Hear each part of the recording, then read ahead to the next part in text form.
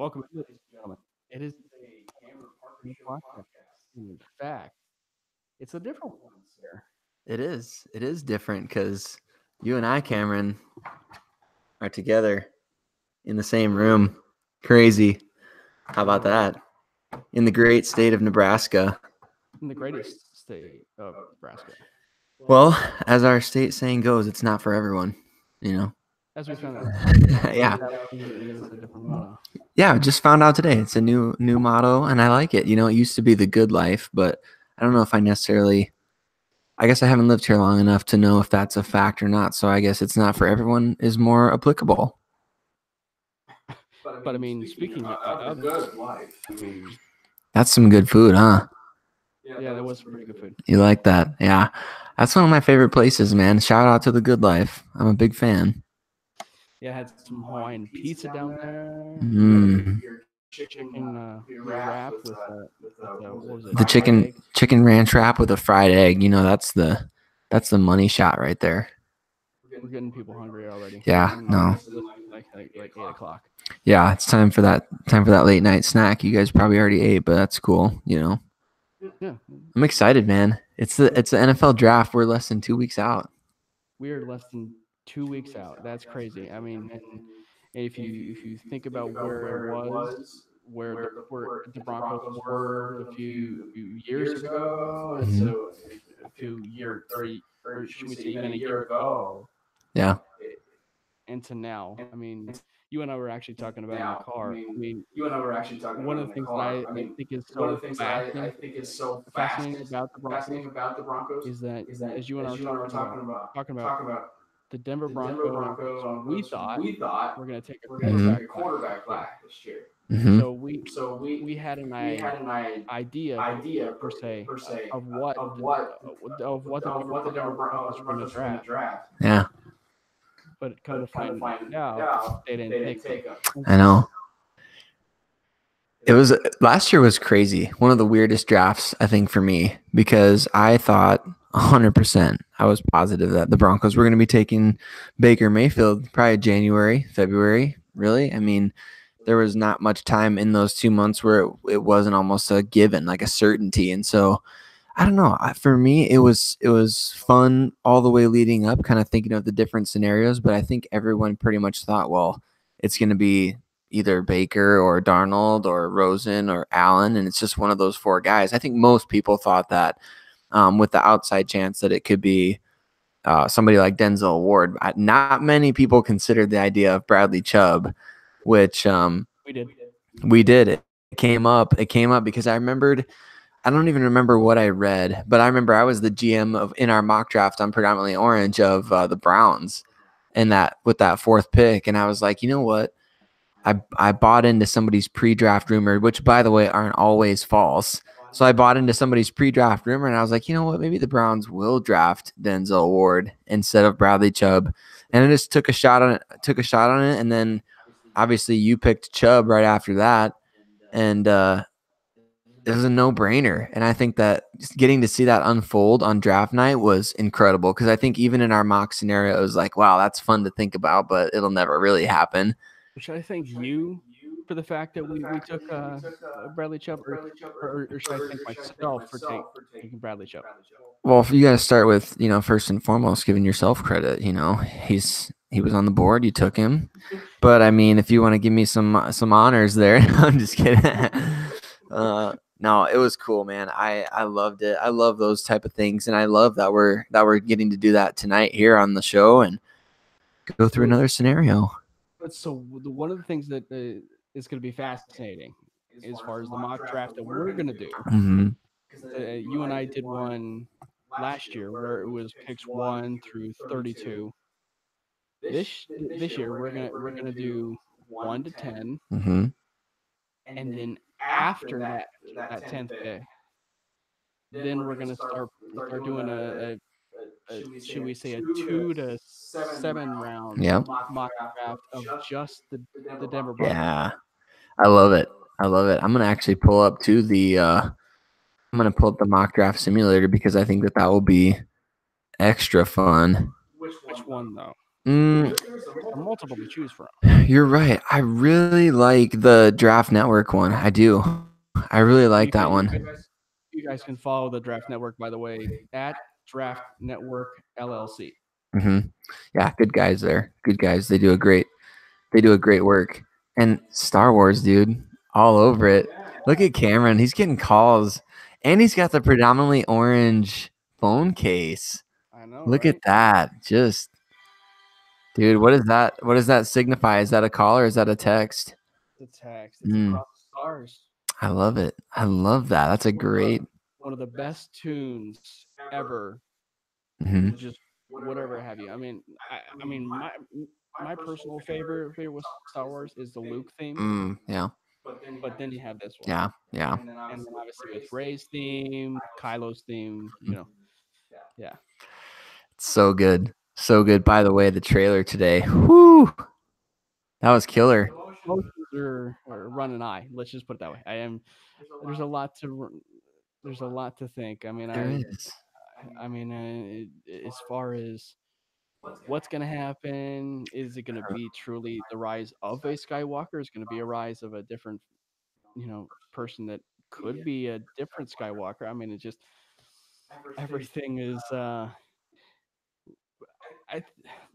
I think it probably would have been an okay trailer until the very end. You didn't like the Palpatine laugh?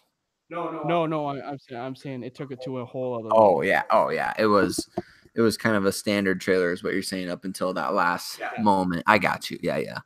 No, it was killer. I mean, they just I don't know. That scene with Rey jumping over Kylo's oh speeder. yeah, That was sick. That was one of the coolest things I've seen. I mean, she did that maneuver in the first of this new trilogy, The Force Awakens, where she kind of brought the Millennium Falcon to a dead stop. You remember that? And she flipped it and yeah. then allowed Finn to shoot the fighters in pursuit. That was sick when I saw that for the first. That was cool. That was just awesome. And then this thing, I can't wait to see how that plays into the overall, just that, because that's going to be an intense battle scene between them. Yeah, because she's literally jumping over a new version of the Tie Fighter. I Mhm. mean, actually, it was Kylo's Tie Fighter. But Mhm. the one thing that was interesting was he didn't shoot at her. Right? He didn't. He could have He too. could have. He's playing some mind games. He is Jedi mind trick. Ooh, now you're moving forward there. I like it. Speaking of Jedi mind tricks, Mhm. and with the first overall pick, Yeah. the Arizona Cardinals, there's a lot of Jedi mind tricks going on as far as what they're gonna do. Are they gonna take Kyler Murray? Are they gonna take Nick Bosa? Are they gonna take a guy that you know? But at least between the two of them. Hmm. However, as we've seen numerous times with a guy that gets the first overall pick, a new head coach, they usually want their quarterback. It's true.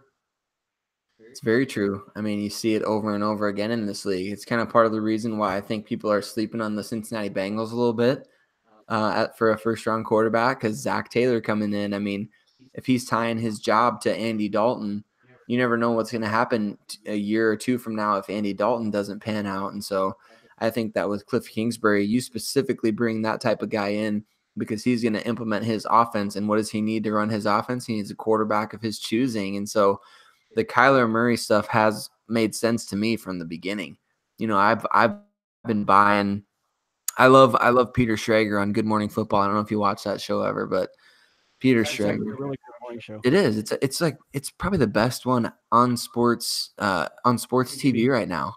Yeah. It's easily the best. It used to be like I used to love watching Colin Cowherd when he was on ESPN. I even used to love Sports Center because they would have guys like Mel and Todd come on there and do their thing, but it's just gotten so different in recent years. And yeah, political's one of the reasons. I think that ESPN still does a good job for the most part, but I love what Good Morning Football is doing. And Peter Schrager, he's as good of an insider as there is. I mean, this guy called Christian McCaffrey 2 years ago, like 2 months in advance, and he's all over it, man. So he's been on Kyler Murray. He's like put it in Sharpie, and he's been just dead on about this, and so he hasn't come off that, and I feel like he's got a pretty darn good source in this. So I think that it's almost just like a safe bet at this point to say Kyler, but you never know. Not only that, but it's also who he even had Denver selecting, and we'll talk about that on the Denver pick. But Schrager, what's interesting about Schrager is he doesn't do a lot of mock drafts like Daniel Jeremiah or Bucky Brooks or Mel Kiper or Mike Mayock when he used to do his. He he doesn't really do them all that often. I mean, he just puts basically just one around this time of year, and that's it. Yeah. Yeah, and it's not like, he's getting half the picks right or anything, but at the same time, it's like with guys like him or guys like Peter King or guys like Albert Breer, when those guys make mock drafts, it's like, I kind of want to see what they had to say because those guys are insiders. They're not making the picks based on their college evaluations necessarily. They're making picks based on this is what I'm hearing from NFL teams.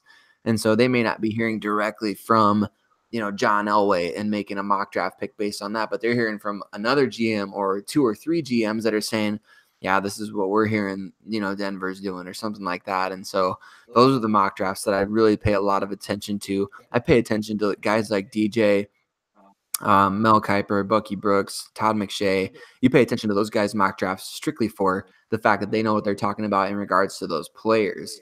That's one of the Mhm. things that I love the most about watching like the NFL Network and the ESPN broadcast is those guys have put so much time into scouting every year that they give you some kind of nuggets about these players that you're like, oh, like that's why that guy's a great fit for our scheme, and they can combine their knowledge of the prospect with the knowledge of the player, the scheme that the player is going into, the team that they're getting drafted to, the culture that they're being drafted to. So I see the value in both, but I think there's a bit more accuracy in terms of where the team is thinking and guys like Schrager, Peter King, Albert Breer, etc.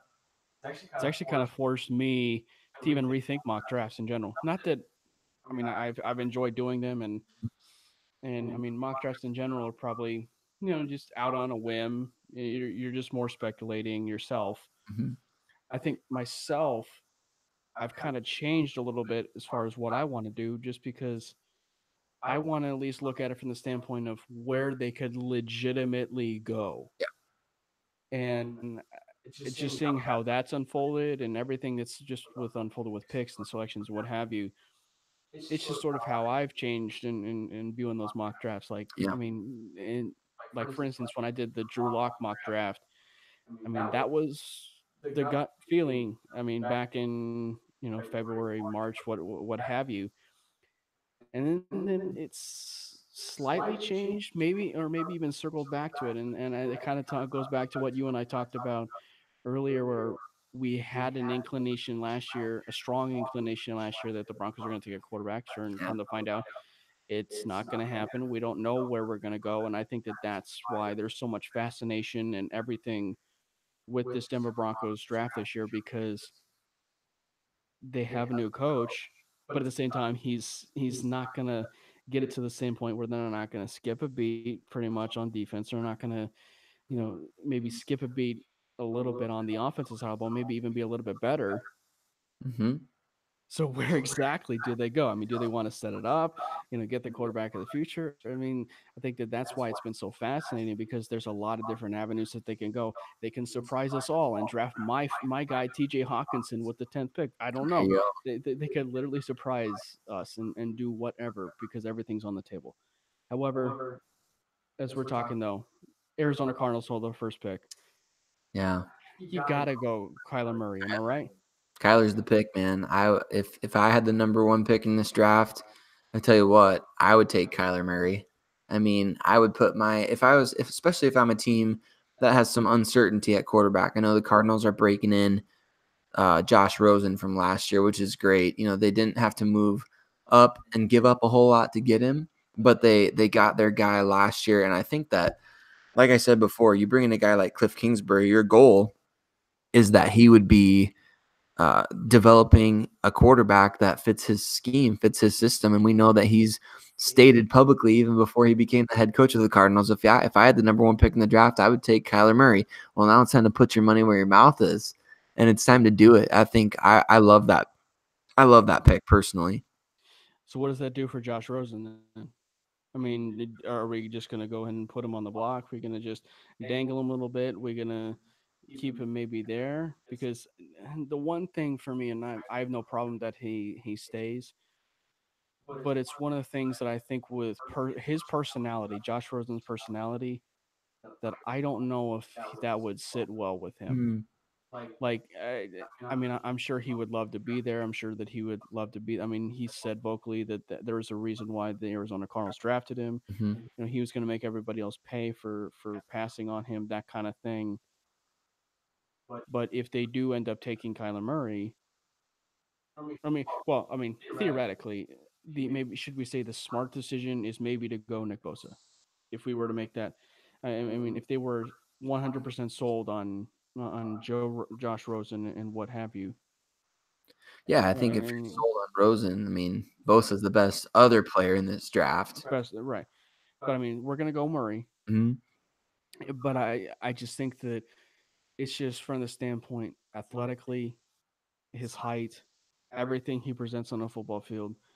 He is the best quarterback in this draft, in my opinion.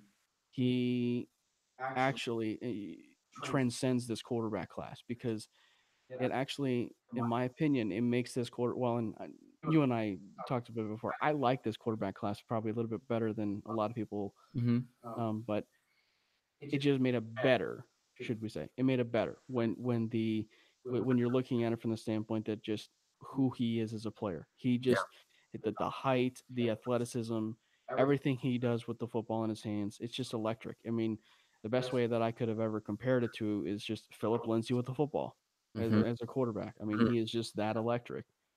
And if Arizona wants that type of player for their future and just in general and they want to go after their guy, mhm. I can't fault that one bit. Yep, And it's been my quarterback logic really for the Broncos, for the just for really any team. If the Denver Broncos certainly feel or anybody feels like a quarterback is worth taking or is that guy, go get him. Just go get yep, him. you got to, and I think that sets up the 49ers perfectly because 'cause they're not looking for a quarterback, and they are looking for an edge player. So, that sets up our second pick, I think, because we 'cause we're both in agreement that number 1, Kyler Murray. So number 2, no-brainer. It's be Nick Bosa. It's gotta be Nick Bosa. I mean, he does everything so well. I think, in my opinion, he's a better prospect than his brother. Now, that's hard to say considering Yeah, hindsight now that we have of seeing what Joey has done in the league. But Nick, I think, has a better overall skill set coming in. he seems more He is. polished. Yeah, Yeah, yeah. very polished player. That's one of the things that I love most about him is that he's so polished, and so I think that the 49ers they'll be lucky to have him because then they'll have D Ford, who last year between their regular season and their playoff games, he had 14 sacks and 7 forced fumbles last year. So you pair a guy like Nick Bosa with D Ford on the other side, and you kind of got the best of two families from the AFC West formerly. You got the Bosa Yeah, family yeah. from the Chargers, and then you got D Ford coming from KC, now playing in San Francisco. So, and then combined with the front that they have, I mean, that's just great. And then 14 million a year for Quan Alexander. Look at that speed. I mean, John Lynch is really setting it up there. So this is the year, right?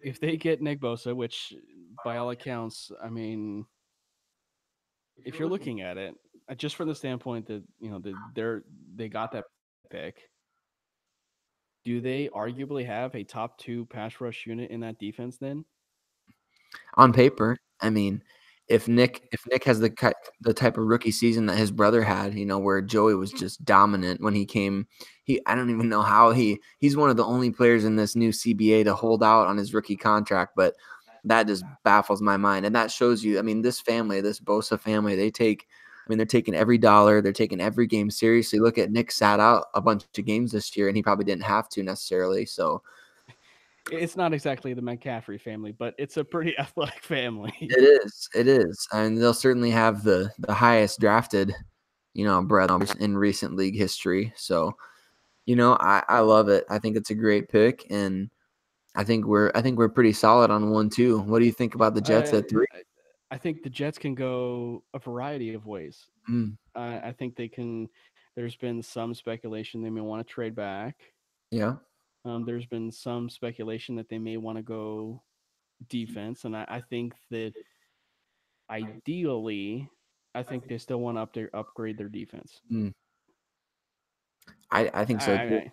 I I mean, their biggest weakness is on the offensive side of the ball. Yeah. But given the straight defensive talent and everything that's here, you gotta go defense. And in particular, when you have the opportunity to maybe get a guy like a Rashawn Gary or even a guy like a Josh Allen, the edge rusher, Mm, or you can get a guy like a Quinnen Williams to pair with your Leonard Williams, or yeah. the Williams twins. That's not really twins. Yeah. It, I if it's me, I'm staying put because I mean you have the ability to transcend the defense that just got one heck of a lot better in an offseason with just the spending of C.J. Mosley, and then you add in the addition of Le'Veon Bell, the running back, and not to mention you gave basically Sam Darnold the weapons with just adding Le'Veon Bell. Mhm. I mean, they could surprise us and trade back and take DK Metcalf to help Sam Darnold. They could. Yeah. I don't know. But so they could go a lot of different ways. I personally see defense, Mhm. and I think for my sake, I think they take Josh Allen. I think so too. I think we're in agreement on those top 3 picks. I think the Jets would love to say that they have the best Josh Allen in the AFC East. Yeah, I mean, Josh Allen, the quarterback of the Bills, getting sacked by Josh Allen, the edge rusher for the Jets. I think that'd be pretty funny to watch. So I like that pick. Josh I like Allen that pick. next Josh Allen. Yeah, Josh Allen sacks Josh Allen, and Josh Allen runs over Josh Allen later in the game. It'd So be yeah. I don't know what would be worse. I mean, you had Brandon Marshall, the linebacker, Brandon Marshall, the wide receiver, but I mean, to actually have them legitimately play each other and actually tackle each other, that'd be a media frenzy. universe could explode. Maybe it It, might solve our Star Wars problem. it might. It might. It might. Well, now we have to make a pick for the Oakland Raiders. I don't want to. I really. Who's the first kicker off the board here? So Only the Raiders. Hey, you know what? The Raiders did take a first-round kicker before, so let it be known for all you young Raiders fans. Your team took a kicker in round 1, so so this one is interesting mm, because the Raiders have been known to do some dumb stuff. they have. I mean, they did take the offensive lineman, a plethora of offensive linemen last year. Mhm. And whether it's in the first round, second round, third round, fourth round, whatever, my guess is well, and I guess it's probably for the sake of other teams too. There will be teams that will make some decisions that will make you scratch your Yeah, head always. because that's draft. That's just the NFL draft, and then the nature of Yep. it. Does it happen with the fourth overall pick? Because it's interesting because the Oakland Raiders clear and it's not being slided to my Denver Broncos in any way. It's being completely unbiased. The Oakland Raiders upgraded their football team. Mhm. Whether I think Antonio Brown is a complete cancer now in that locker room is an understatement. Yeah. But I mean, they've upgraded their football team on paper Yeah. with the addition of him, and then they could have added See, Le'Veon Bell. They didn't. they got Isaiah Crowell instead, which Just not put a him for bad. 200 yards. Yeah. Oh, man, that was such a bummer. Yeah, I think gosh, the Raiders did so much this offseason, it's hard to even, like, begin. I mean, every position group, it seems like, was touched. John Gruden just not satisfied. Mike Mayock obviously coming in and making a lot of changes. Would it surprise you at all, and you probably know where I'm going here, but would it surprise you at all if they ditch Derek Carr and go for a quarterback here at 4? It'd be kind of like the whole Kyler Murray, Josh Rosen effect. The one thing that would be a little bit different is the standpoint that Derek Carr has that large contract, Yeah. Yeah, and and and that's true. I think that would be the biggest cause for concern. And obviously, That's the reason why Antonio Brown went to Oakland. Mhm. Am I right? I mean, it's, Well, versus, Buffalo. I mean, I don't know. And maybe Antonio Brown really likes the idea of playing in Vegas versus playing in Buffalo because I know, and this is a big thing too. When they move to Vegas, their salaries are going to be tax free. So he's going to get that money. I mean, that's fully guaranteed cash. That's almost as good as getting a fully guaranteed contract. So when they move to Vegas next year, that's a big deal for those free agents. That's going to be a huge draw for the Raiders, but man, I can't get my mind off. There's a good value here at 4 with Quinnen Williams. That's a good value in my opinion. But who was the quarterback that started the game in the Senior Bowl for John Elway's I squad? That know. was Drew Lock. And Drew Lock got himself one of them big Raiders stickers on his helmets. I still can't get that image out of my brain. And I'm sure that and Gruden. I mean, you remember the Gruden QB camps when he Oh just yeah. every single quarterback that came in through the Gruden QB camp was the next great thing.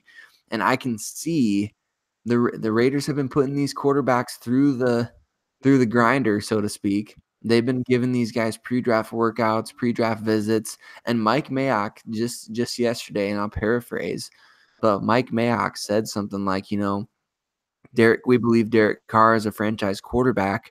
And then he said, but just like Steve Keim did, he's like, but if somebody comes along that we like better, we're going to make sure we do what's best for the organization. They have not closed the door, and I think it's an underrated storyline. I don't know if we want to explore that in this mock draft, but it could be a fun little twist. I think that the Raiders are a serious threat to take Drew Lock. Yeah, they are. Um, hmm. but again, it goes back to the adage of taking quarterback. If the quarterback is there, if the quarterback is the guy that you want, but we don't know what Oakland wants. Mhm. Yeah, I think it's just it's one of those where I mean, it's just you just don't know. You really don't know. I mean, there was some buzz after DK Metcalf made his buzzworthy performance in the NFL Combine, then maybe the Raiders draft DK Metcalf for. yeah, I mean, they could do that. I'm not saying they will because I don't think they do. But because I made the yeah. Jets pick, Mhm. yeah, the Jets pick. You're gonna Yeah, you're gonna let me be Mike Mayock and John Gruden over here? yeah, are you Okay. gonna crush a lot of Denver Broncos quarterback hope Yeah, here? I'm gonna do it. I'm gonna take greedy. I'm gonna not take greedy. I'm gonna get greedy at the corner or the quarterback position. Excuse me. The mock draft simulator that I have here took Greedy Williams to the Raiders, so I've got to change it here. But Drew Lock is going to the Oakland Raiders at pick number 4. He's gonna spend I don't know how much time behind Derek Carr, but the clock's ticking. And I think some crazy stuff is about to go down. And John Gruden does not care. We saw it last year. He did the unthinkable already. That music is perfectly on cue because John Gruden did the unthinkable, and he traded Khalil Mack. And then a couple months later, he traded Amari Cooper, and now he's going to trade Derek Carr. I don't know when. I don't know for how much, but Derek Carr is going to be out. Drew Lock in. John Gruden and Mike Mayock get a quarterback to build around for the next 9 years on his contract. Let's go. So if you guys are just tuning in, we have some good news and we have some bad news. The good news is Drew Lock is going to the AFC West. The Yeah. bad news is To the he's Broncos. not going to the Denver Broncos. Not the Broncos. He's going to the Oakland Raiders. And obviously, to recap, Kyler Murray went 1, Nick Bosa went 2, Josh Allen went 3, and Drew Lock went 4, which leaves the Tampa Bay Buccaneers on the clock. And here's the thing: I know that there's a lot of quiet buzz, and I believe personally that Devin White is the pick here. My only concern with that, he's not Roquan Smith, and at the same time, that's really, really high for linebacker. That's ridiculously high for linebacker. It is. But at the same time, they need one because they lost Quan Alexander in the offseason. So I'm picking Devin White, but that is ridiculously high for a linebacker at 5 who I compared as the Luis Mendoza of linebackers. He's a ridiculous athlete. He he has a great get off. His read and reaction is fantastic. He just can't stop. Mhm.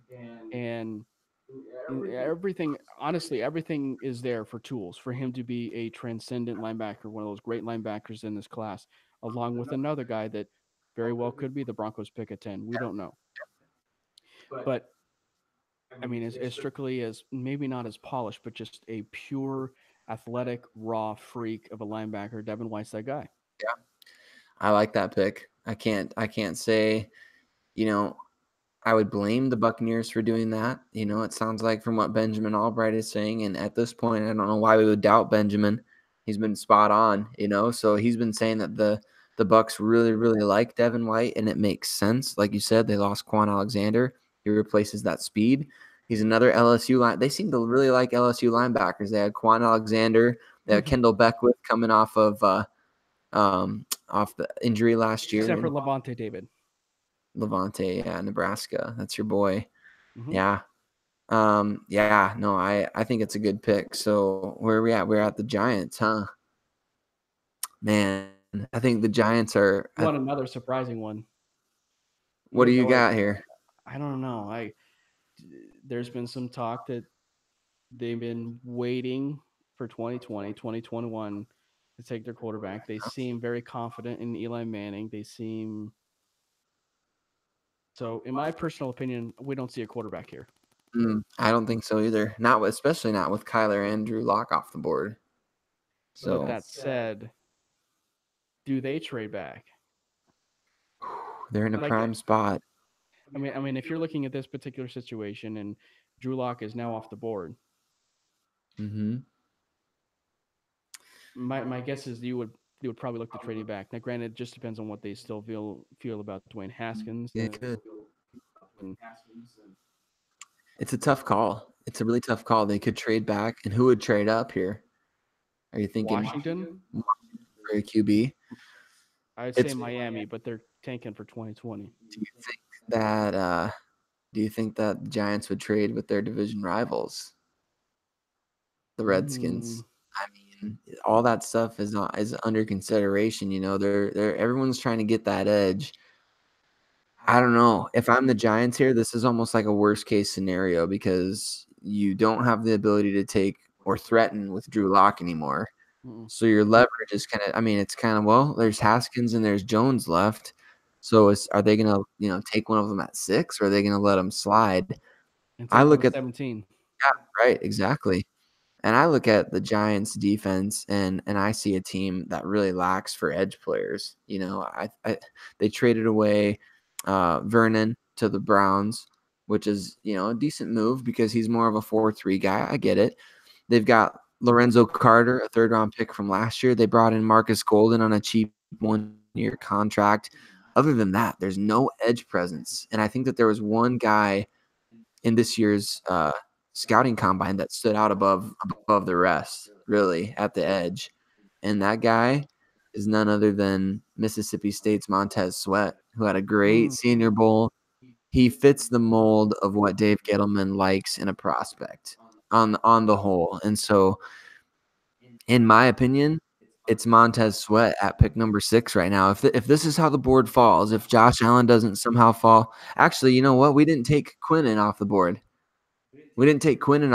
So I got to recant. I got to recant, and it's going to be whiteout and whiteout here. Get some whiteout on the board. We're putting the Giants, and they're loving this actually. And I didn't consider this because Quinnen usually is gone in these scenarios. But Quinnen Williams, defensive lineman from Alabama, he's going to the Giants. Best player on the board. He fits the 3-4 defense. Obviously, he played it at Alabama. I love that pick. well, I'm not to sticking mention on it. they get to replace Snacks Harrison now. I mean, Yeah. and we know the player that Snacks Harrison, Damon Harrison, has become, and yeah, it gives him that inside presence, and we know the impact that an interior defense can give for a lot of players around them. And now they did trade Olivier Vernon, Mm, So they still need that edge presence, but they can get that a little bit early on, and maybe by chance, if there's an edge presence that falls, yeah, say at 17, they might actually take it. And I think that that's one of those strongest wild cards, probably if you're the Giants, that maybe they surprise some people and still go defense at 17, and very well might address the edge if it's so there, because they need it. They got rid of their $1 million man in OBJ. They got rid of their $1 million man in Olivier Vernon, which leaves it now Foles. to the Nick Foles era. Are we going to get our first offensive player except for a non-quarterback taken here in the at pick number 7? I mean, I there's mean, there are some options. I mean, one of the things that I I actually could legitimately see DK Metcalf be taken under here. you think so? I'm not saying he's going to be the pick, but I can see DK Metcalf being that guy, just from the standpoint that for me it does look a little too high for a tight end, but at the same time, you need to give the amount of weapons for Nick Foles. So it could be a tight end. It could be a guy like a Noah Fan. It could be a guy like a TJ Hawkinson. It could be those two Iowa tight ends here. Yeah. But I don't know. I mean, Tom Coughlin is old school. He's really old school. And what does Nick Foles need more than anything? He needs to stay upright. He needs everything to stay on schedule. mm, I could see because of Jawan Taylor's injury issue right now. I don't know if that was just to push him down the board or what. And this is your pick, so I'm just giving you my input here. As much as I would love to see Hawkinson get the honor of coming off the board at 7, or Fant coming off the board at 7, as an Iowa fan, I would love it. As much as I would love that, I think that this pick is going to be one of two guys. If the Jaguars stay here, this is just my opinion. I think it's going to be one of Jawan Taylor, the right tackle from Florida, and he's going to play opposite Cam Robinson. Or I think it's going to be another Alabama lineman in Jonah Williams, who's coming in, and he's either going to come in and play left tackle and kick Cam over to the right, or he's going to play right, or he's going to play guard, something. I think that you invested in Foles. You brought in DeFilippo as the offensive coordinator. And I don't know, if it was me, I would make the boring pick here at number 7. I would stay put. I'd be like, you know what? We're going to get the top offensive lineman on our board, and that's it. But this is your pick, Cam. So you've got to weigh. I think the one thing that's interesting as far as arguments, we talk about helping a quarterback out. There's two ways you can help a quarterback out. You can get him targets, or you can help protect your asset. Yep. And I'm a huge proponent of building your asset, protecting your asset on the offensive line as well. I didn't really think about that until now. But getting a guy like a Jonah Williams, who might have maybe the highest upside of maybe the two tackles, Juwan Taylor, and although Juwan Taylor was a very, very, very fast riser, I mean, he was not a first round caliber tight end, or a first round caliber tackle, I should say, at this point, should we say. So I was swayed. I was swayed. I convinced you, huh? I you can Uh, so we're gonna go with Jawan. We're gonna go with Jawan Taylor. I like it. Stay in. Yep. Local product. That's always good. That's always good. I think I could see Detroit doing something similar here too. Detroit's picking 8. They just brought in Matt Patricia last year. He's kind of implementing his defense. He brought in Trey Flowers from the Patriots.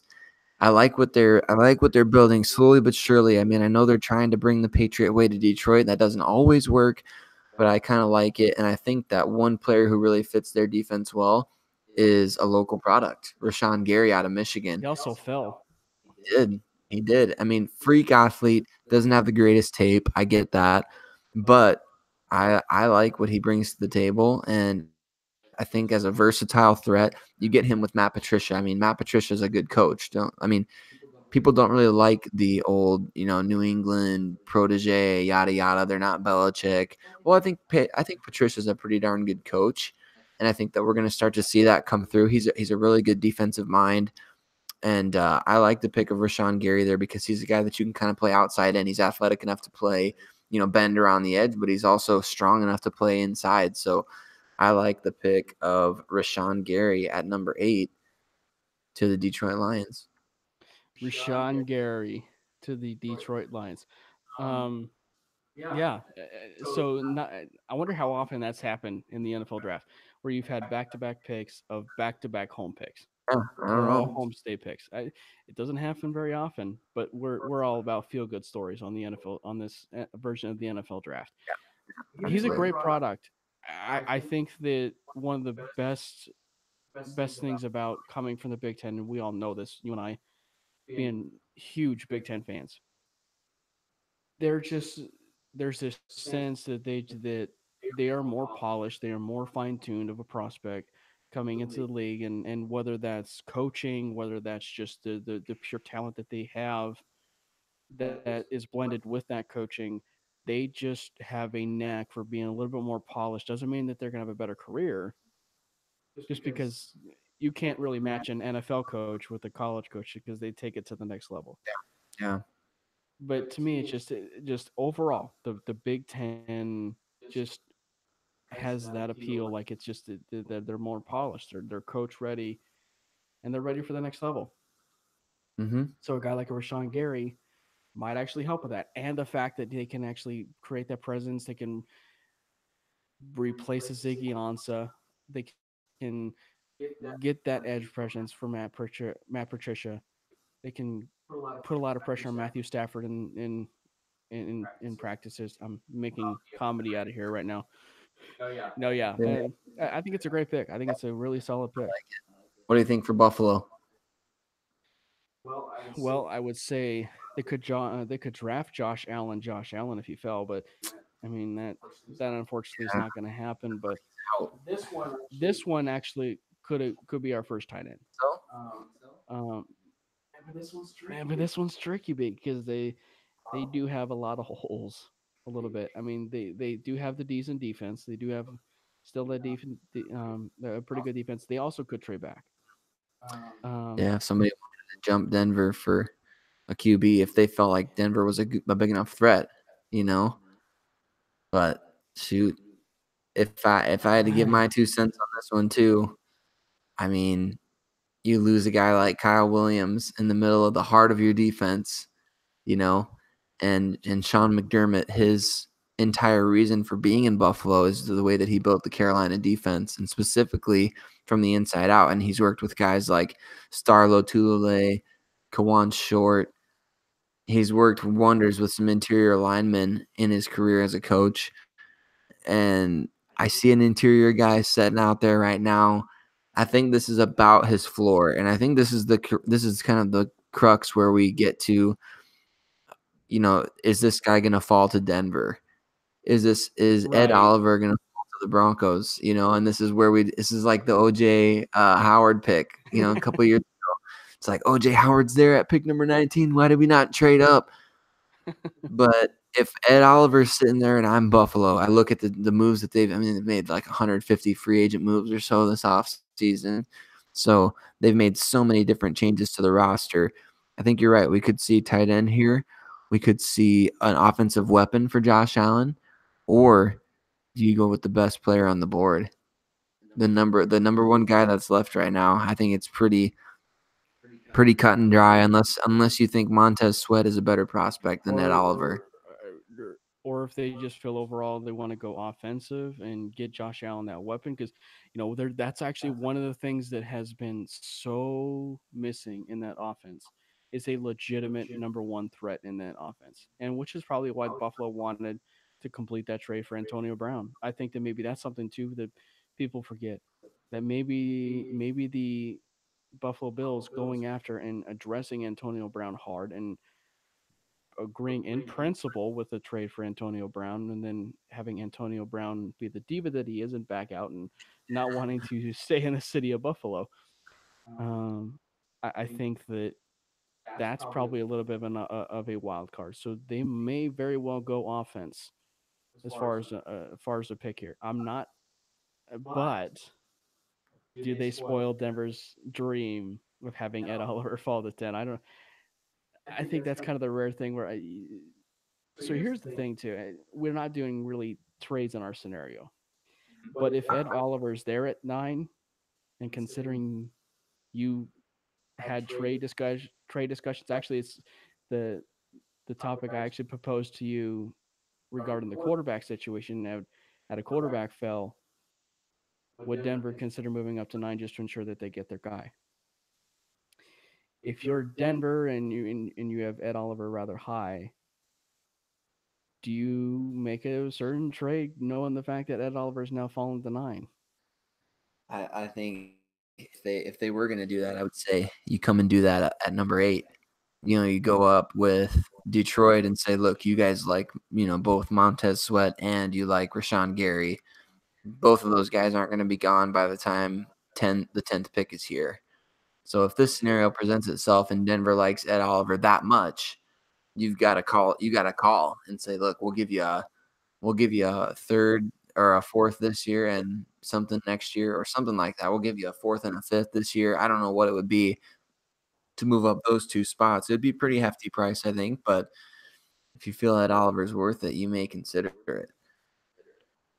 But if you're Buffalo, I know, but if you're Buffalo, man, it's a great pick though because and I think just by the sake that they did lose Kyle Williams, they did lose a 13, 14-year veteran, just a true veteran of their defensive line. You kind of want to make the fans happy. You want to make them happy. You want to. There's a lot of ways you can make a fan happy, but but as far as to replace a guy that just retired from that exact same position and probably from a guy that is being compared in some ways to Aaron Donald, not exactly that player, but being compared to that type of skill set, everything else. I'm not passing up on that opportunity. So I'm taking Ed Oliver at 9. I think that's a smart pick. And that brings us to our boys. So we're John Elway and Matt Russell here. We've got Fangio in the room. We got Drew Lock off the board, and Ed Oliver's off the board. Devin White's off the board. Basically, our best players available if we're looking at it.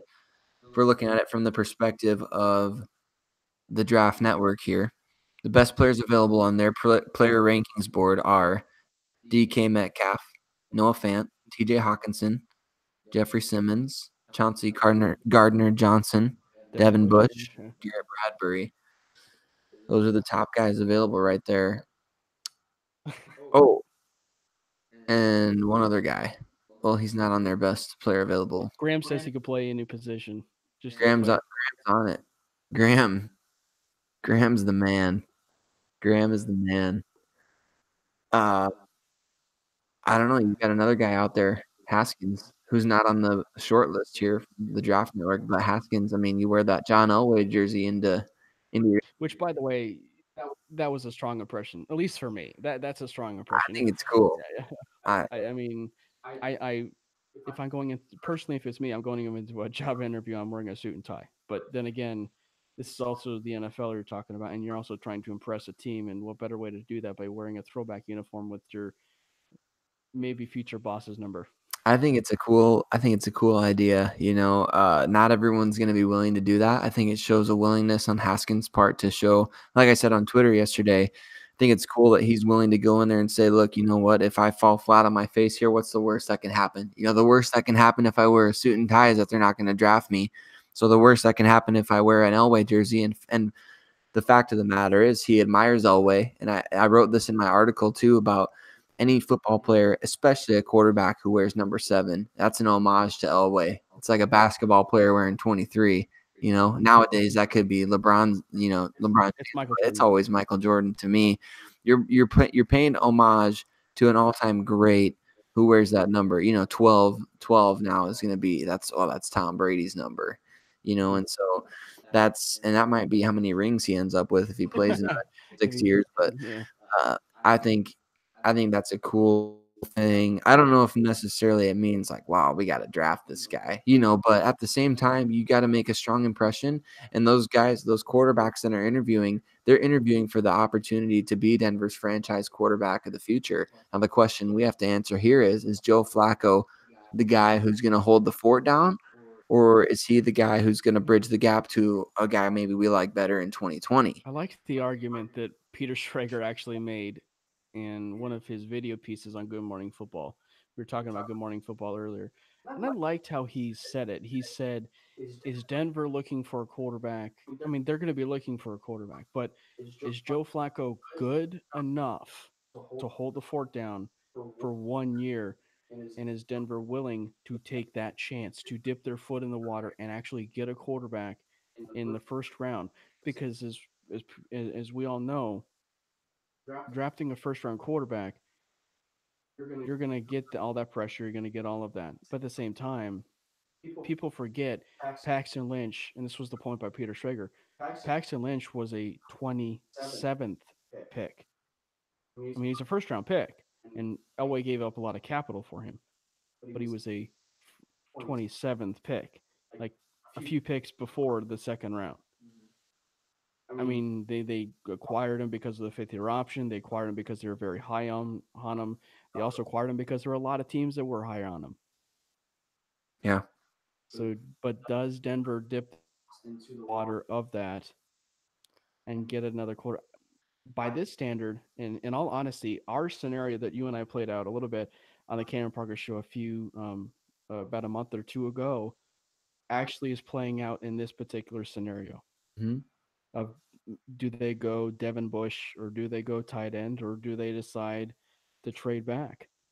I mean that's kind of the dilemma that I'm sort of playing with a little bit right now. I know that Dwayne Haskins is falling at 10, but it seems like that's kind of the scenario, at least by this standard, that they may go. And based on what we've been hearing, it very well might be between Devin Bush and Drew Lock. It could be. It could be. I don't know. I like Devin Bush a lot. I do like him a lot. I'm just so iffy on if you don't think Devin White is of the caliber of a guy like Roquan Smith, what do you think of Devin Bush? Because I mean, physically, he's smaller. He may be a more polished linebacker, but he's a smaller guy, and yeah, he runs the 4.4 and everything, but I've seen him make some of the same over pursuit mistakes. I don't know.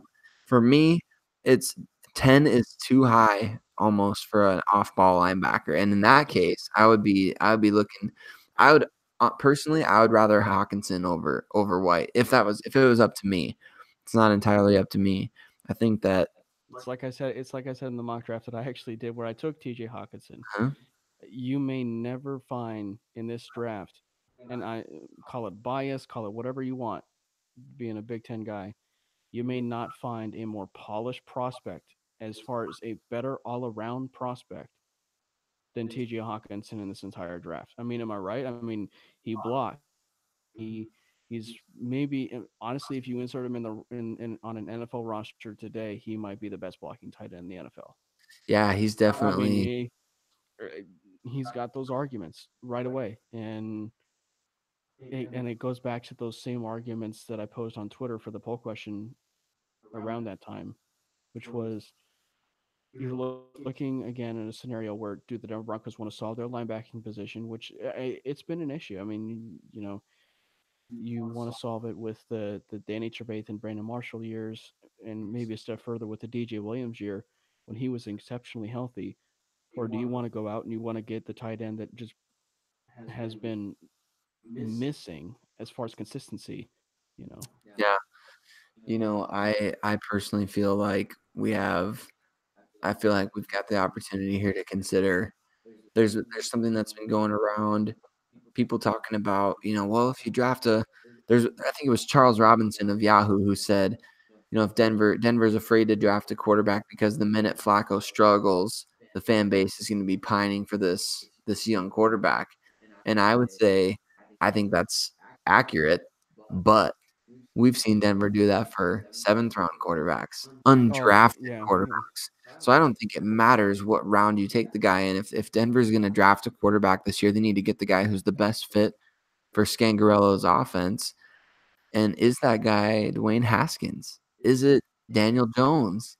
Is it Will Greer? Is it Clayton Thorson? I mean, there's so many different players to consider, and the draft could go so many different directions. Now, we can't see the draft from a finished perspective here at pick number 10, but we can kind of like think about, okay, where do we want to take this after the fact? But it means that we're probably leaning toward not taking a quarterback at 10. That's basically what this is all leading to. I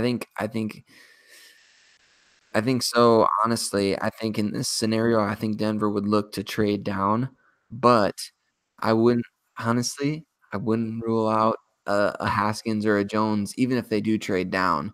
I think if they traded down in front of the Giants, like with Washington, say, if Washington really wants Haskins, you trade down with a team like Washington and you stay ahead of the Giants, and maybe at 15 is where you would take a guy like Daniel Jones. I don't know.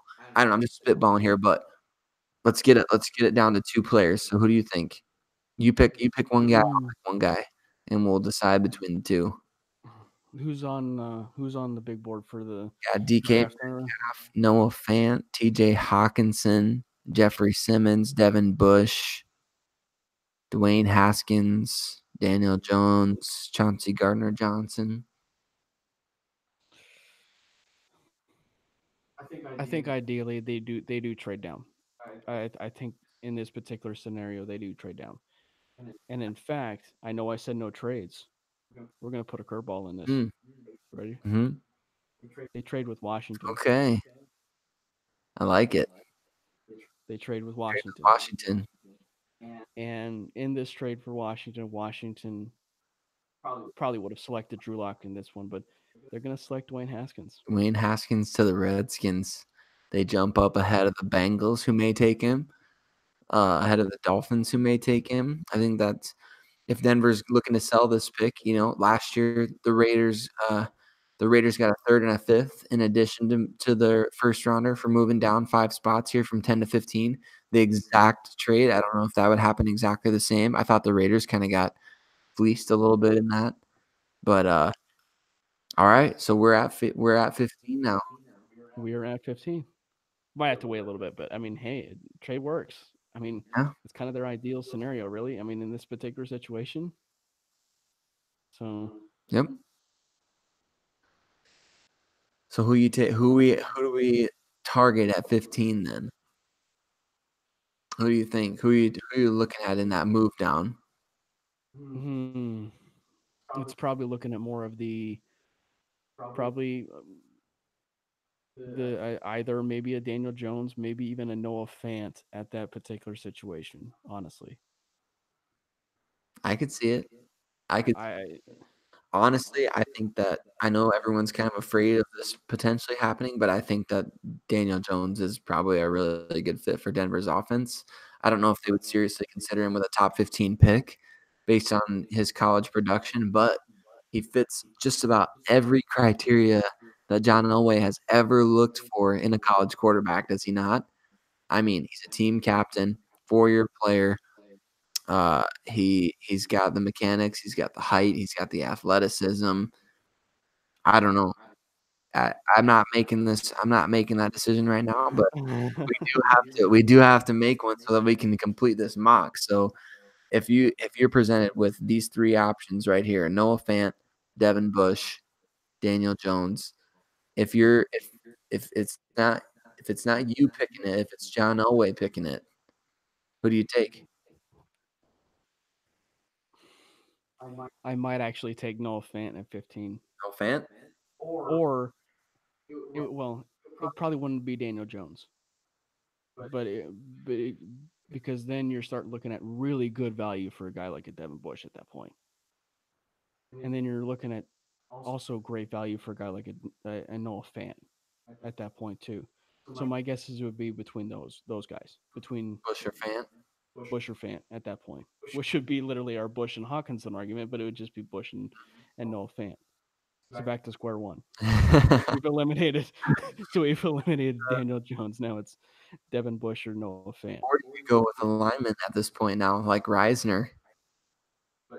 But is that too high for a guy that's going to be playing particularly an interior It's a guard? good point. I don't know. It's tough.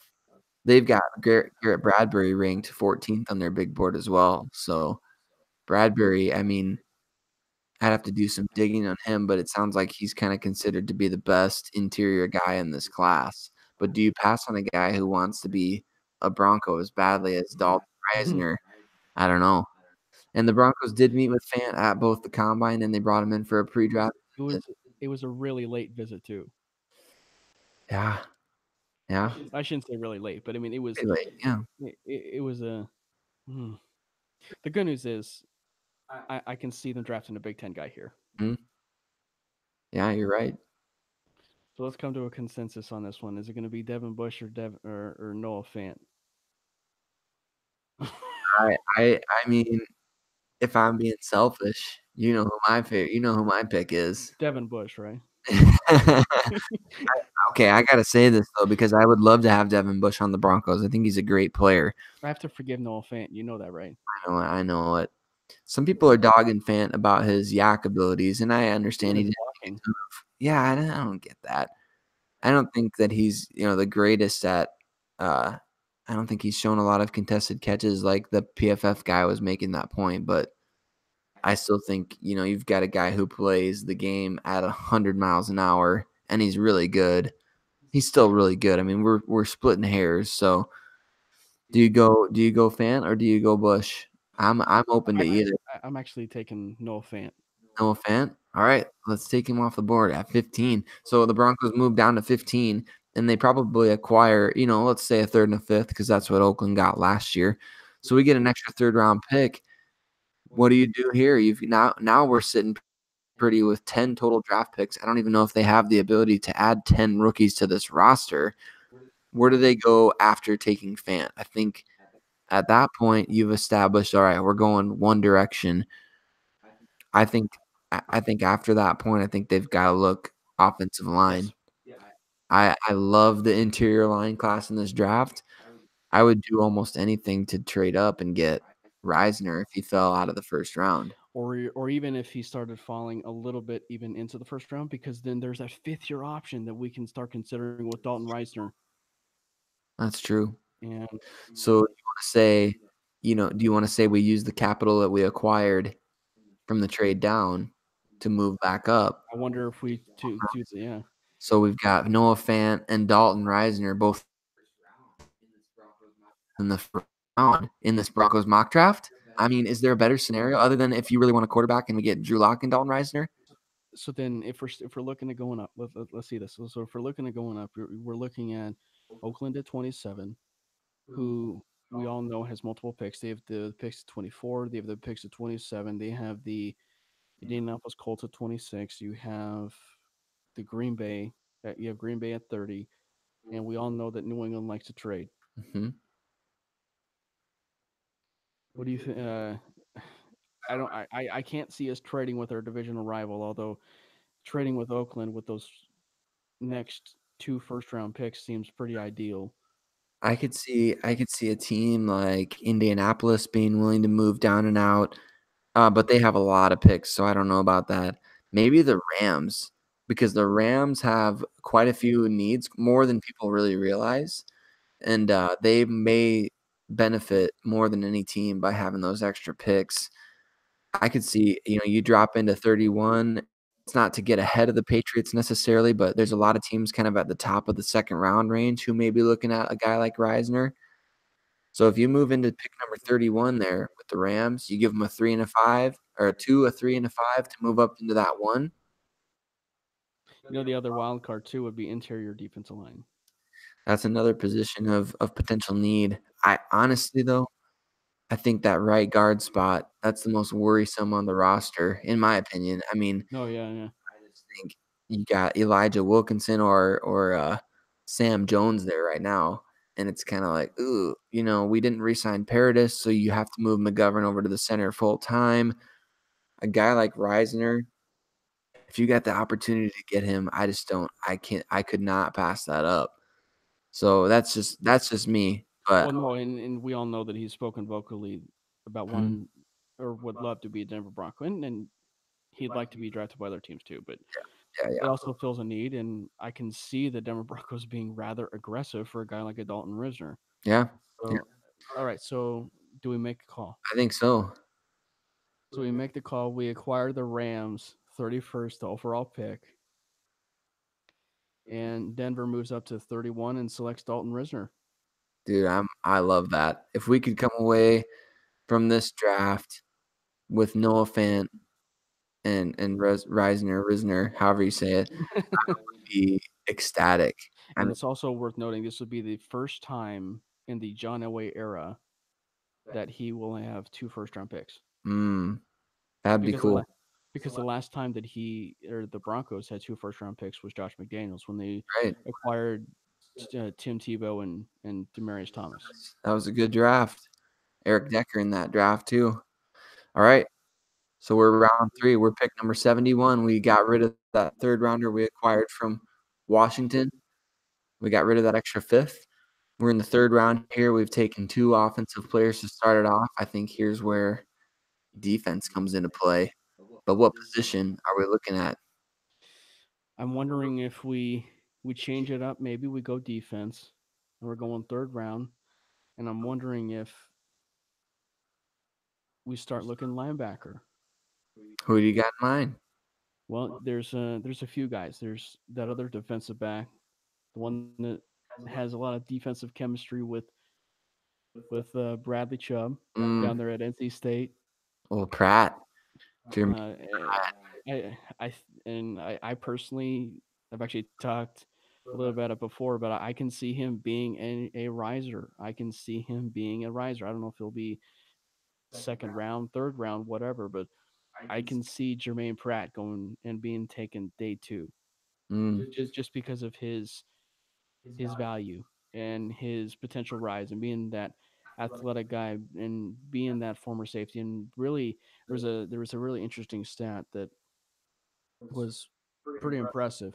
It was what was it? He only had like 5% missed tackles or something. Like he rarely missed tackles when he made contact with his mm, ball carrier, or he rarely had a guy miss him. mm. And Uh, we all know that that particular tackling qualifier, we all know at least was attributed to a defensive player, but or a defensive back, but it doesn't really disqualify you from wanting to go out and get a defensive player that tackles well. It's not a quarterback, but just someone else. mm-hmm. So do they go linebacker here, or do they go say interior offense or interior defensive line? And for say like a guy in the wild card would be does Dexter Lawrence fall to the third round because of his suspension in the national championship game? Boy, if he did, I mean, I'd be all over that. I would be all over it. I don't know. I think that I think you're onto something potentially with linebacker here. I don't know. The more I read about Jermaine Pratt, the more I wonder, is he a day 2 pick? Is he See that? Yeah. he's got day 2 speed at 4.57. I mean, 4.57 at 245 pounds, that's not hard or not easy, excuse me. So Mm. I So look you're starting to see why I'm kind of looking at that riser. I see that. I see that. I see the athleticism. I see those athletic skills. I I kind of like if we're gonna go defense here. The other wild card would be wide receiver, but Well, yeah, so we've got that's the thing is Denver's got a lot of areas to address, you know. And what's the area that if we're well, after the draft we can address this spot, or maybe before the draft, do you trade for Darren Lee still? Still time to do that to get some speed at that linebacker spot. I know, we know Denver brought in Draymond Jones on the pre-draft visit. Rennell Wren, they were at that pro day. Colin Saunders, they brought him in for a pre-draft visit. The interior defensive line in this class is stacking up nicely, but there's a guy that I think is maybe a bit of a sleeper here, and I don't know. I don't know. This is tough because you would be passing on a linebacker, but a player named Chris Hill from Central Florida, Scott Frost's stomping grounds. He's kind of a nose tackle, but he's got great get off. He's explosive. He's a big dude. I don't know. For my money, in the 3rd round, I like to go with guys that can make a difference in the trenches, and I like Tristan Hill's ability to be kind of that move around nose tackle in a Vic Fangio defense. So he'd be my vote, but your vote is Jermaine Pratt. I don't know. It's just it seems like it's gonna end up being between linebacker, and that goes to show how well it go. I think it shows how confident they would be in Josie Jewell and all the Mhm. others if they didn't take the first round anyway. Yeah. But if they passed on the third round, second and third round, in particular, a guy that is also a former defensive back in Jermaine Pratt. I mean, it's saying something, and I don't think so. I don't think I don't think there's a wrong pick by any means between the two, and so I don't know. It seems like Jermaine Pratt might be a really Let's do it. solid pick. Let's do it. Let's take Jermaine Pratt. We'll get it interior defensive line here in a bit. I like it though, because you look at those 3 picks just on paper, and you're talking about Fant, Risner, however you say it, and then Jermaine Pratt, Wasn't Jermaine Pratt a team captain also? I mean, captain. So he's improving. I mean, as a former free safety, he's got the coverage skills that they're looking for. Can he scrape and can he fill in the run game? That remains to be seen, but that's what Josie and Todd are for. So I like the difference in skill set that they have between those 2 guys, but I like those top 3 picks. I think with that 4th round pick, I think it opens up. Now we're looking since we didn't go quarterback early, now we're looking at the quarterback range a little bit. So we could go interior defensive line, we could go quarterback. I'm personally leaning interior defensive line here. I think we wait one more round for that I quarterback. agree with you. Let's wait one more round because I have a quarterback a little bit in mind All right, with that fifth round. But I mean, we can. I think once you get to that mid round, you can basically have your pick of the litter if you're mid round quarterback, really, um, and who fits your system. But yeah, I'm with you. And let's go interior defensive line. let's do it. So I think if we pass on interior defensive line in round 3, I think guys like Draymond Jones, uh, Colin Saunders, Rennell Wren, Tristan Hill, I think we should safely assume they'll be off the board. So that goes into the next tier here. A guy that I've liked all throughout this process, actually 2 guys, both from Texas A&M. Dalen Uh, Mack. Jalen Mack is a guy that I really like a lot in that penetrating nose tackle role. I think that he's gonna be kind of a feisty player to deal with at the next level. So I'll make my pick quick. I think Dalen Mack with his quickness and his size on the inside, I like that to go along with Jermaine Pratt as your first 2 defensive picks in this draft. So let's take it to the 5th round, and we're in quarterback range now. So tell me what you're thinking. Well, let's see. So if we're going based off of the fifth round, you're looking at quarterbacks. I would say like Brett Ripien. Um, you're also looking at say maybe my guess is where Will Greer will be off the board by then. That's just my opinion, and especially what with what we've been hearing that he's been lighting it up a little bit in the meeting room with some teams, and that he's really impressing really well with a lot of teams. And so Will Greer very well might be off the board Yeah. at this point. There's Ryan Finley, Brett Ripien, Jordan Tiamu, who I absolutely love. And there's one thing that I keep coming back to with Vic Fangio, and I actually heard it today on Orange and Blue 760, and it was from my buddy James Gomez. Vic Fangio didn't really say himself. Now it was Vic Fangio, but he really didn't say that he wanted a guy per se to fit Rick's because he knows that it also has to be maybe that type of quarterback that can also be that new age quarterback as well. Well, we know that Jordan Tiamu has that athleticism. Mhm. He has the arm to throw that beautiful deep ball. He very well might be a good, successful quarterback in the league and might actually fit exceptionally well with what that offense will will want to do with Rick Scandrell, at least in my opinion. I mean, and especially under a fit with Joe Flacco and his ability to throw that beautiful deep ball and work all the blades of grass. I mean, really, the only thing that really does worry me with Jordan Tiamu is just his progressions. I mean, that's really the only thing, and you'd have to maybe in essence do kind of like the Cam Newton offense where you cut half the entire field of his playbook early on in his development just so that he can process one side of the field. Then you start opening it up a little bit more once he starts understanding the playbook more, understanding his own traits more, kind of comes into his little his own. I don't know, but I mean, I'm not opposed to another guy either, like Brett Ripien or maybe even Ryan Finley as well, because of just the NC State connection. But my guess is it could be between those three guys: is Ryan Finley, Brett Ripien, and Jordan Tayamu, unless you have another guy in mind, or Jacob Dogala. I'm No, kidding. I would throw Clayton Thorson's name into that hat in round 5. Wow. I think you and I we kind of know where Thorson's at as far as like what we've seen from him.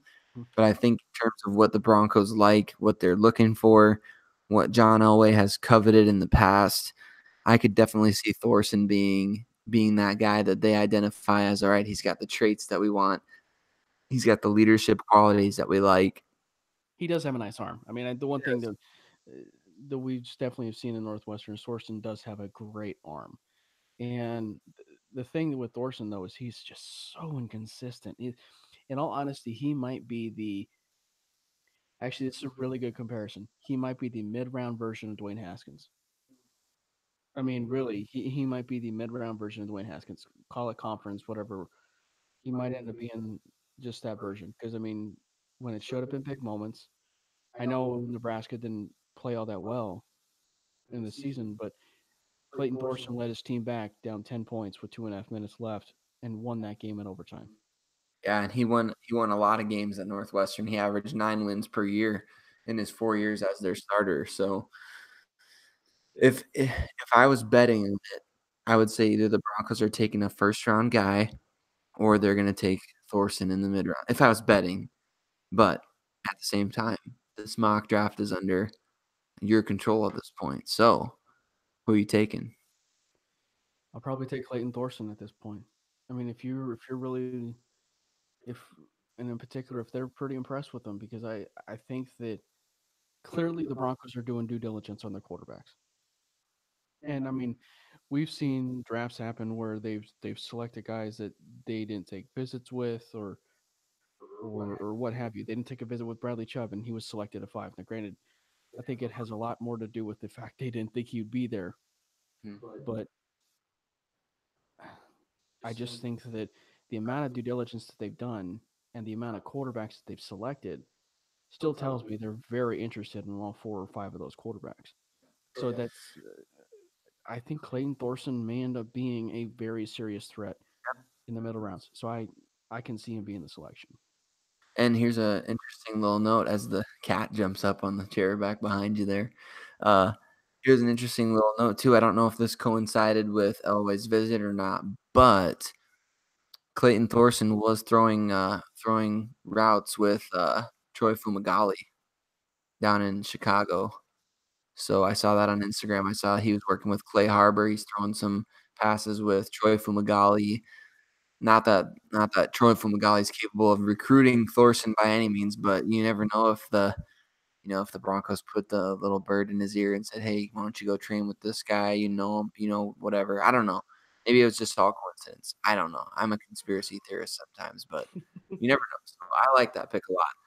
And I think after you make that pick, we've got our quarterback, we've got our tight end, Noah Fant, we've got an interior Can lineman. I ask you? Can I ask you an honest question? Because of how deep this class is, and because of how the lack of depth is not there really for tight end, and it has nothing to do with the lack of confidence really that we have in Jake Butt. Because you and I have a lot of confidence in Jake Butt. Is it possible that I don't think we do it here, but is it possible that we could see Denver doubling up on tight end? You never know. I mean, you never know who falls. That's the thing. If a guy falls and he's so good that you can't pass on him, I would maybe consider it. And you know me, I love doubling up. I love that. I absolutely love it. I love it when teams double up at positions of need. I love it when teams draft college teammates. I think that's just always fun to see. And I love it when teams draft guys who are like just perfect complements. And so, like if you draft a fan early and then maybe later you go for a guy like a Drew Sample or something like that. I'm just throwing a name out there, a guy from Washington. Foster Moreau or yeah. If you draft a guy like that, that's fun to me. That's fun. It's fun to think about. Oh, I see what they're doing there. They're trying to complement. They're putting pieces in place offensively. So I would consider it for sure. What about linebacker? Would you double up a linebacker? No, because I've been talking about it this offseason. I don't think it's that much of a need It's like as people safety to me. It's similar to I could take I mean, if you get a guy like Amani Hooker in this draft, that's a I mean, that's a good player. That's a really good player who you could pencil in right away. He's NFL ready. If you get a guy like Devin White or Devin Bush, like, I'm not gonna argue with it. It's just those guys are good players. But if you were to say you were to draft Devin Bush round 1, and then you circle back in, like, round 5 or 6, and you're like, "Yeah, we need a Ben Burr-Kirven from Washington," or something like that. It's like, well, it's kinda overkill because you've got but he is light enough that you could convert him into a safety. I mean, he yes, yes, but then again, then you have guys like Cravens, you guys yeah. got the guys like Carter. I like those guys a lot, and I think that the Broncos need to find a marriage between the guys like Cravens and Carter and find a way to get them into Vic Fangio's defense and make them kind of those hybrid players that they're looking for. So that's why we're with this 5th round pick that I'm kind of under control of here. I think you gotta look at edge players instead of doubling up at this point. I think Denver's backup edge situation, as much as I love, uh, Jeff Holland, you gotta look at somebody else back there or over, behind Chubb and Vaughn, maybe even earlier than this, but in this situation, I'm taking Justin Hollins from Oregon, the guy who came on the pre-draft visit to Denver. Yeah. 5.0 in the 40, and this guy's got some big time physical skills. You look at a guy like that, and you can get him in the room with Fangio and Brandon Staley, the outside linebackers coach. I think that's his name, Brandon Mhm. Staley. So you get that combination there with his speed and athleticism. I like that fit a lot, and so I think this is kind of starting to form itself out into a pretty well-rounded class. And now we've got 2 picks left, 6th round and 7th round. And honestly, this might be where you start seeing wide receiver because if there's another one of those positions that's incredibly deep, and it's also worth noting out, according to this draft, the Denver Broncos are re-signing Chris Harris. They have not drafted a cornerback. They have not addressed a cornerback in our mock draft just because they need to. They just need to sign Chris Harris. So just want to point that out there that we have not targeted a cornerback at all in this particular draft. So wide receiver could be here in round 6, and you start looking at guys like a Penny Hart because it's said that they absolutely need a burner. Yeah. There's another guy out there who's been getting a lot of hype lately, and there's the cat on just making her way right into this mock draft. Cameron has made a friend. Deontay Johnson took a pre-draft visit to Denver out of Toledo, and, he's considered, somebody compared him to Emmanuel Sanders, and the Draft Network has him ranked 197th. That's I mean, that's about the range that we're picking in round 6, so I don't know. I'd be down for Deontay Johnson. I would be down for Penny Hart. I think there's a lot of different ways you could go here. But this is your pick, so let's hear what you have. Let's hear what you're going with. I've been very familiar with picking Penny Hart in mock drafts. I picked Penny Hart and I believe it was round 6 in the mock draft that I had for predominantly orange. Um, so might as well keep it consistent. Let's go with Penny Hart. I think that just the ability to take a top off a defense and just his pure speed is just different than anything the Denver Broncos have in the roster. And I think that that's one of the things that makes a particular pick like this fascinating, and honestly, really any pick of this draft fascinating because now you're looking at a very complete draft Uh, That's funny. She likes you. And I I think you're looking at it from the standpoint that who are you gonna cut? You know. This is the cat is jumping all over Cameron. Frodo. There she is.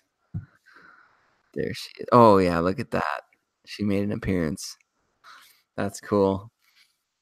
I like to pick a penny heart. I do. And if that's where we're going with that pick, I know how I want to close it out.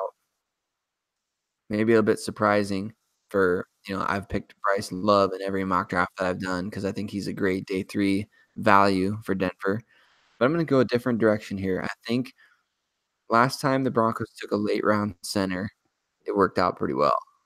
Matt Paradis, 2014.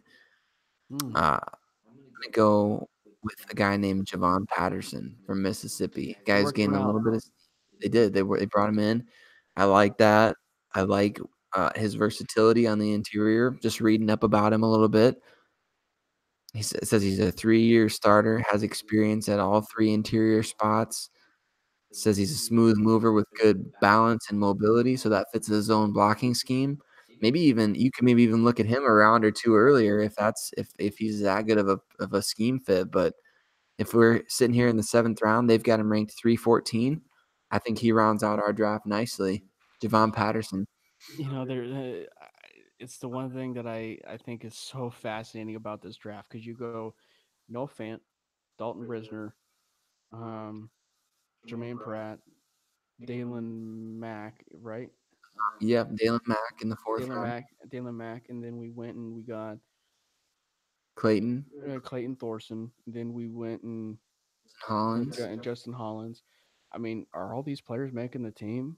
I mean, there's a legitimate argument because I mean, a lot of the players in this particular draft, and it's a lot, and I think it parallels very nicely with this last draft because Yeah. you're looking at and we'll post this, we'll post our mock draft and what happened here, and listen to our actual selections of breakdown, feel free on the Cameron Parker Show podcast. But we'll tweet out, Sayre and I will tweet out what our selections were. But yeah, I mean, no fan. Dalton Risner's your two first round picks. I mean, you not only upgraded your offense, you upgraded it to the point for the here and now. And I think that that's why it's a little bit so appealing. And I think that that's why, to me, overall, the tight end position has been undervalued in a lot of ways because it affords you a position that has been so lacking for so many years. And it's not to say that I don't disagree with the other positions and everything else because I mean, and it's one of the things that too because I've been getting a lot of grief from people that like it's like well you should pick a side and kind of stay with it. Well, it's like if I have options, I have options. I have no problem if they don't take a quarterback at 10. I'm fine if they take a quarterback at 10 and or if they go get a linebacker at 10, I'm fine with it. Or if they trade back, I'm fine with it. So I'm kind of on all sorts of lines. But I mean, overall, this draft, I'm feeling very, very comfortable with this draft just because of everything that's been done. Just because of the simple standpoint that, again, you look at it, I don't know who you cut. Mm-hmm. Yeah, you get a lot of quality depth, and that quality depth means that you're getting guys who can play right away, contribute right away. I think we did a good job with keeping it balanced. I think we did a good job of, making sure we didn't go too heavy on one side of the ball too early. Other than those 2 first offensive picks, I think coming back with the 3rd and 4th round pick being defensive guys, I like that strategy.